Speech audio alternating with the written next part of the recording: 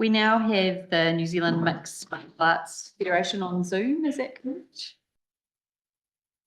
Yes. Welcome, Matt. Thank you. Kia ora, everyone. Can you hear me okay? Yes, we can. Just checking, are you expecting another presenter with you or just you today?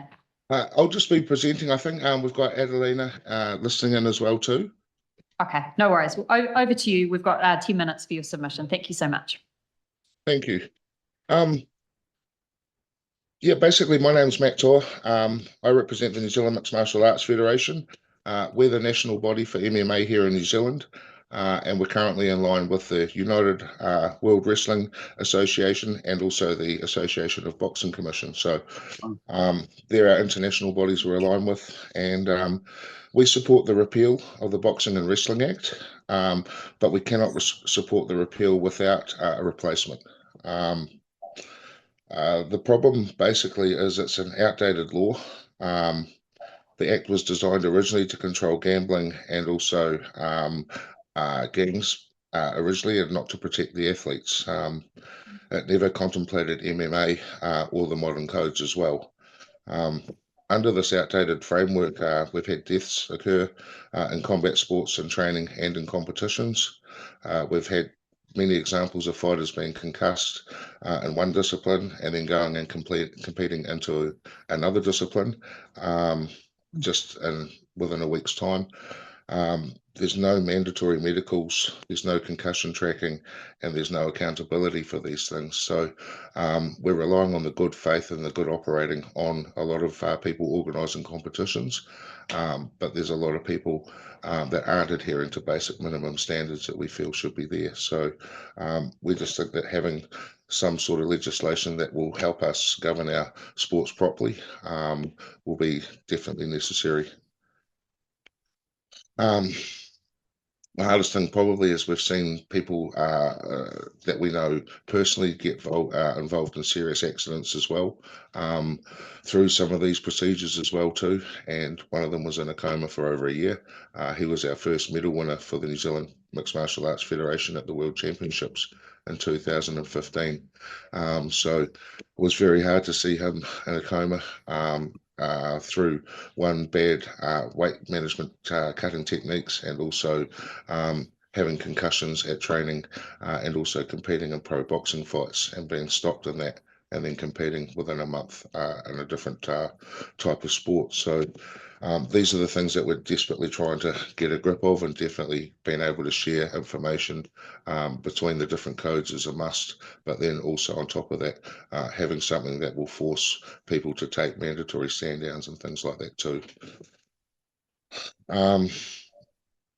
I guess the solution, we've proposed a combat sports commission model to mandate medical standards and injury registries, also enforce cross-code suspensions, and also license officials and standardised rules amongst promoters, coaches, and also athletes as well, so that there's a standard for everyone to adhere to.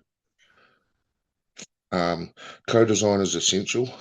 Some parts of Australia's mistakes was regulating without listening to the people involved directly in the sports.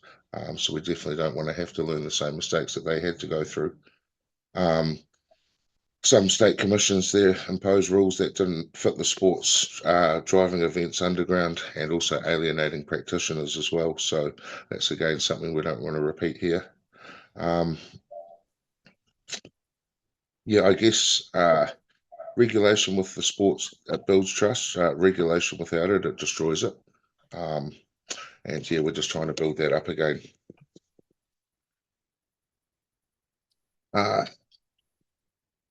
In a global context, why it matters that it's not regulated properly.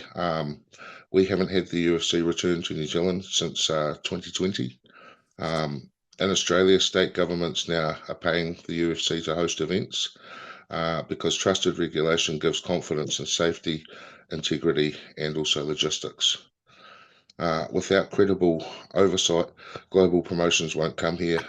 They have to import their own regulatory infrastructure, adding costs and risks as well. So it's already hard enough with us being so isolated to get them over here.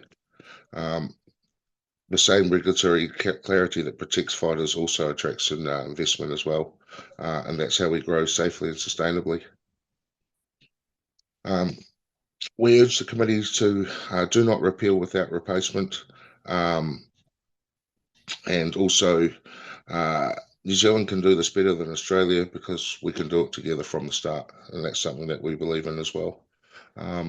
Yeah, is there any questions at all? Just check with Andy Foster. Look, thank you very much, Matt. Two questions if I can. One is what degree of discussion has been across the, I guess I'd say in this case, the martial arts community in terms of this legislation. So what conversations you've had. And secondly, just having a quick look at the act that's proposed to be withdrawn. Essentially, it just looks like a system where any organisation essentially applies to the minister and says, look, this is the way we're going to run our organisation. Are you happy with it? Yes, good. Tick, you get a licence to do it. If not, no, you don't. Is that kind of the way it works? Okay, so I'll answer the first one. So, yeah, basically, we've been bringing this particular situation up for the last 6 years with Sport New Zealand. We've sent delegates and representatives over to America to learn how the different states are regulating in America, and also she's also been involved in investigating how they do it in Australia quite extensively as well, and also places around Europe, particularly in Ireland. So the reason we're so in depth with this is MMA, one of the fastest growing sports in the world, is not actually covered by any legislation in New Zealand. And so for us to run our NSO properly, we don't actually have any teeth. So if someone decides to be a cowboy, so to speak, and do their own things and not adhere to our what we would like to see people adhering to, we don't have anything that can actually stop them from doing it. We've had plenty of different examples of promoters having shows without medical staff there, without the right people doing doctor's checks, and it's just a recipe for disaster. It's an accident waiting to happen. We've also had other examples of boxing events where police have not given licenses to certain fights, but they've still gone ahead anyway, and nothing's getting done about it. So, and again, I mentioned the earlier incident of the unfortunate person that had jumped from code to code after being stopped in one code and then competing in another and ending up in a coma. So what it sounds like is that the existing legislation is not really helping you very much, but you would like some legislation. Definitely. And that's shared across the sector, whether it's definitely and yeah. So we see a Combat Sports Commission being able to regulate all of the combat sports properly. Okay, no, thank you. Thanks. This is definitely requires more thought. Yeah, definitely. Thank you. We have a question from Lamonga, Lydia Sisson. Thanks for your submission. It's really helpful to hear from you, not just the written submission. A couple of questions. You have lobbied or have had kōrero talanoa with Sport New Zealand some years ago, and is that relationship enduring? Secondly, you've made a set of recommendations, which is helpful. So sort of where do you see your sport code if New Zealand Sport is not, Sport New Zealand is not, or can partner or have further discussions with you? So, yeah, basically, we've also been approached by one of the national MPs from Mount Roskill, Dr. Carlos Chung. He's wanted to hear our views on things. Oh, sorry, what was that? Sorry, they're just some enthusiastic supporters of Carlos at the table, but you just repeat His colleagues.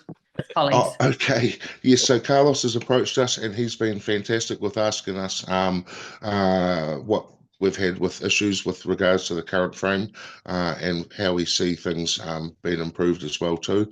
So I guess we're trying as many avenues as we can to get this out there. We feel it's that important that we're just waiting for injuries to happen in the meantime. There's too many grey areas where people are just doing their own things and they're not adhering to safe practices and safety codes. We've got 15-year-olds fighting 42-year-old professionals for world titles in some events. It's just becoming a bit of a joke and we can't do anything about it right now. So we do believe that this is something that needs to be fixed ASAP, and it's been one of the highest things that we've been trying to achieve for 6 years now. Just to follow on from that. So obviously you've got people that are interested, you've got athletes who actually probably need a really good regulatory framework. But in informing that with an MP, you would need a bit more information. Do you think that you've got enough to work with Carlos in terms of framing things up? Because you've obviously got a following, you've got some international evidence. You just need a really good, robust framework to go through the system, parliamentary system. Correct. We do feel like we have enough information and resources now to actually put this together. We've talked to enough of the people in the different combat sports as well to work out who the key figures are, and they are actually keen to be involved with us as well too. But I'll be honest with you, the main push really does come from the MMA community because everyone else is really covered at this stage. So, but when it comes to fighter safety, then that's one thing we have all got in common there. Thank you. Thank you. We've just run out of time now, Matt, but thank you so much for a really interesting submission and for your engagement with the committee.